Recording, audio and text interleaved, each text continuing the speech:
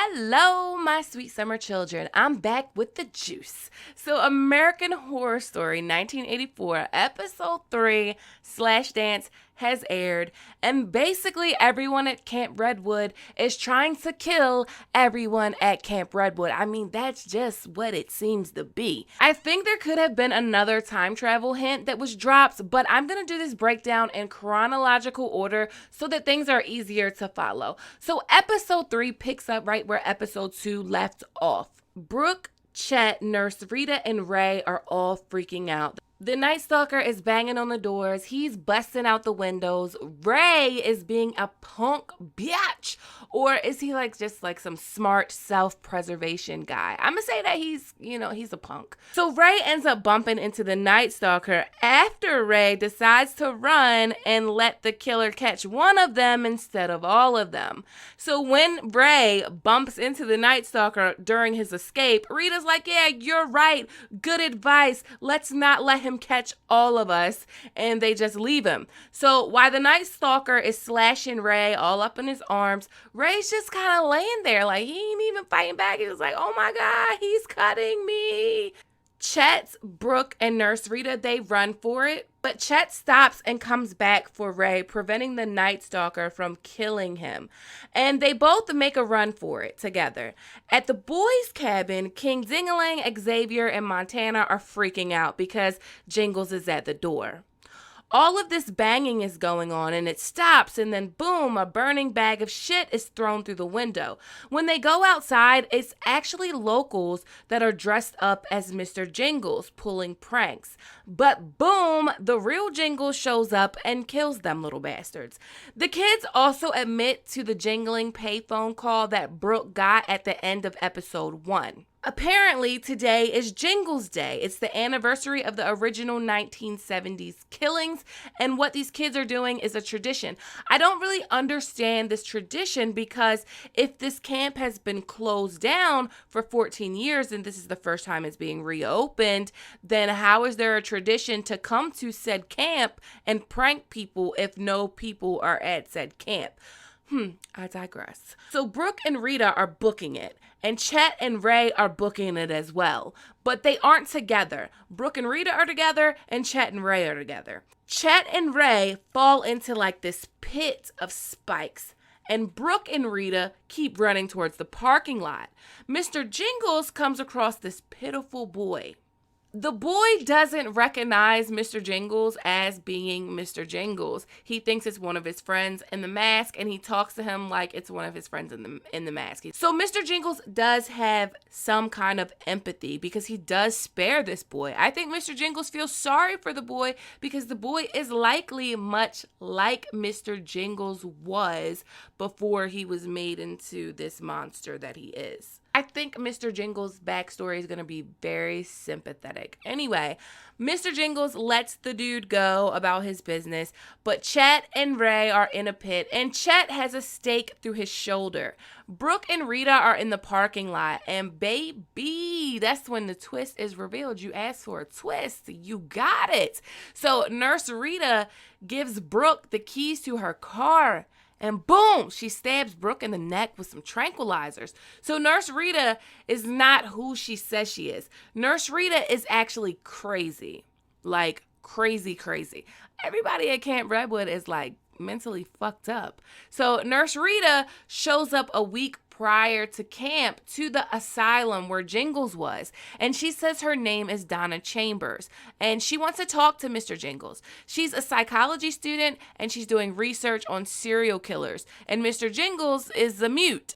And Donna Chambers thinks that she can make Mr. Jingles talk because she's done it before with other serial killers, she says. But I don't know if she's telling the truth. Dr. Hopper kind of gives Mr. Jingles the Michael Myers diagnosis. He is just plain evil. There's no rhyme or reason to why he does what he does. He's just evil. But Rita, she goes to talk to Mr. Jingles one-on-one, and she's all excited at the thought of reawakening Mr. Jingles. And she gets Mr. Jingles talking. She has an escape plan for him. She's got research to do, and she doesn't care who he has to kill to do her research. She's trying to find out why there was such a rise in serial killers in the 70s. And spoiler, she thinks it's linked to the availability of porn.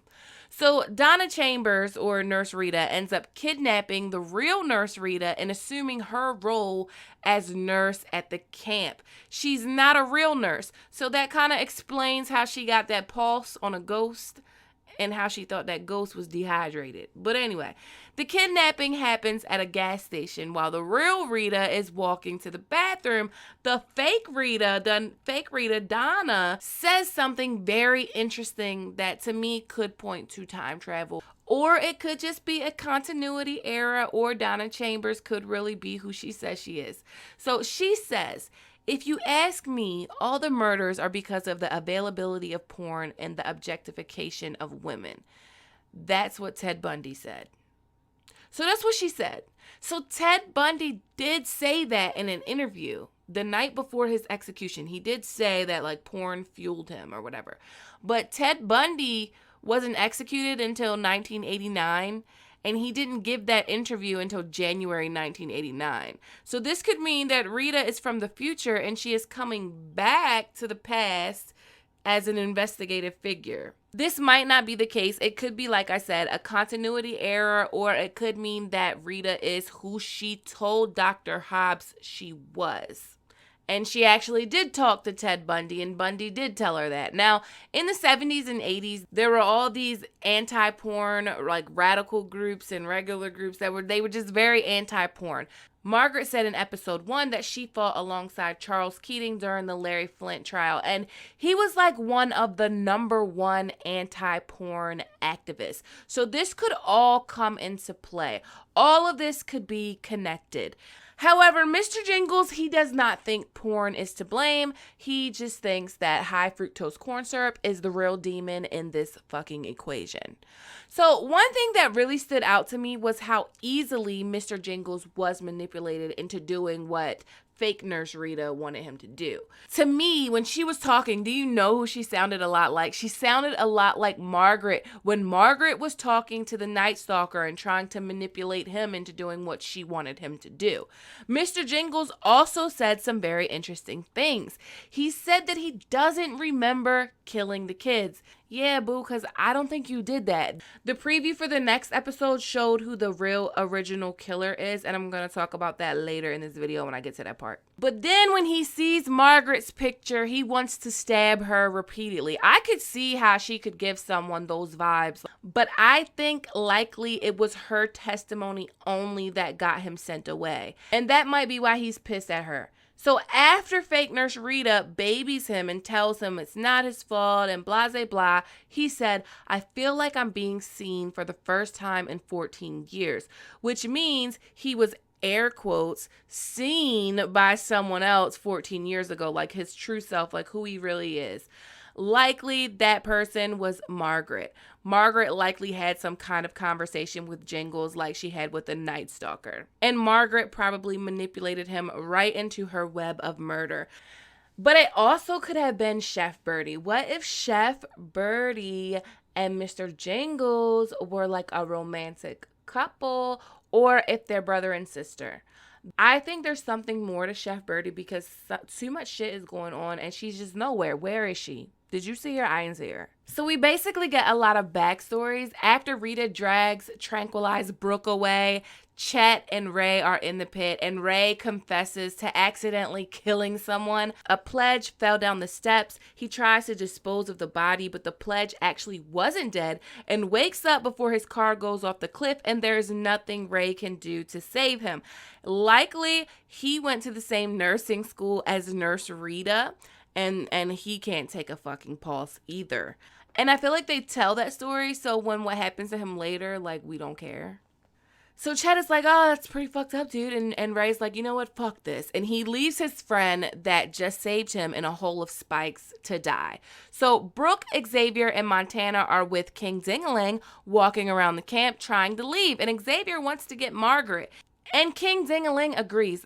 At this point, Trevor, aka King Dingling, aka Shlong Long Kong, he's also like, he's my favorite at this point. I really like him. I really want him to survive. I don't know if he will though. So Montana, she's like, no. She's like, no, I don't care about Margaret. And when they say they're going to get Chef Birdie, she's like, who is Chef Birdie? Like, who the fuck is that? And Chef Birdie has been missing so long that other people are probably like, who is he talking about? But anyway, Jingles is coming and they hide. They stumble upon Nurse Rita, the real Nurse Rita. So she was bound and gagged and stored on camp. She's freaking out and she just can't be quiet. She's just freaking out. So they push her out of their hiding space and she's killed by Jingles. So Ray bumps back into Xavier, Montana, and Kong Schlong, and they argue about leaving. Ray's like, you can be a hero. I don't want to be a hero. Blah, blah, blah. All that punk bitch shit. So Trevor says, you know what? You know how to drive a motorcycle. Take my motorcycle with your punk ass. Take Montana and go down the road to the call box and call the police. In the meantime, Jingles is lurking. Trevor and Xavier find Chet and they get him out of the hole. They hear jingling. And this is my hands down favorite moment of the episode. Trevor is all like, we can take him. There are 3 of us. And Xavier's like, bro, Chet can't even move right now. And Mr. Jingles has a knife. And Trevor is like, his knife versus my guns. And he just runs out and sends Mr. Jingles into the pit they just pulled Chet out of. But it's not Mr. Jingles, so like the celebration was short-lived. It's the kid from earlier that Mr. Jingles spared. So Montana and Ray are in the parking lot and Montana is shining her flashlight at the ground like she's looking for something. And the Night Stalker comes out and Ray leaves her ass. As Ray is riding the motorcycle out of Camp Redwood, Mr. Jingles takes Ray's head off with an axe. I feel like we all saw that coming. I mean, not like the decapitation part, but we all saw that he was gonna die. So the Night Stalker rolls up on Montana and they make out and then she bites him and she says, why isn't she dead yet? The she has to be Brooke.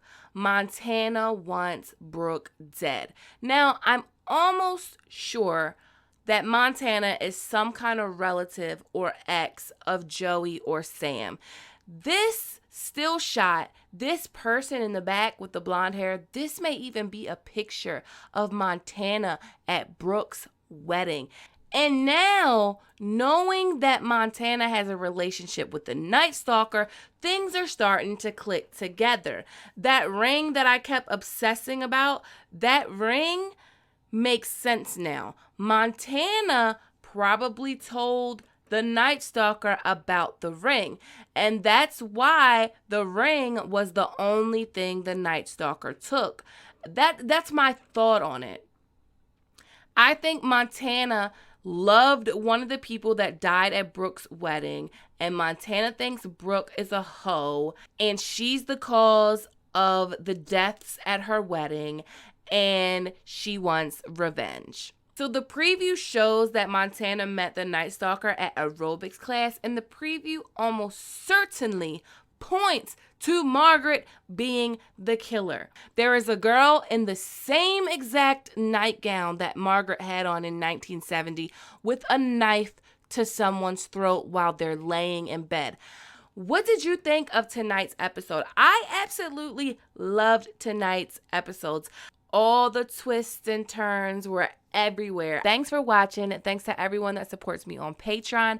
If you like this video, please give it a thumbs up. Please click that subscribe button, hit that notification bell, and join the Sweet Summer family. Okay, my sweet summer children, have a good day.